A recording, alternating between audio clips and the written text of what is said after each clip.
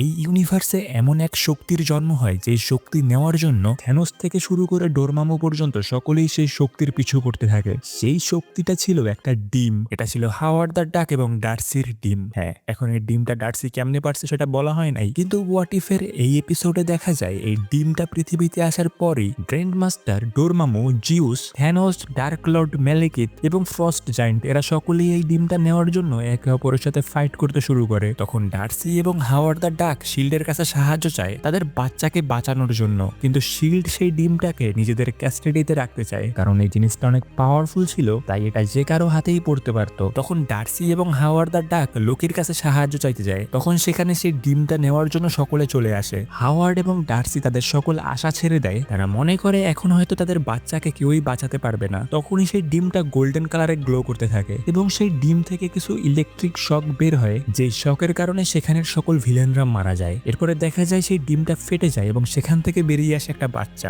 এর নাম ছিল বার্ডি এবং এ মার্ভেলের এক নতুন ক্যারেক্টার। একে আমরা পরবর্তী এপিসোডগুলোতেও দেখতে পারবো।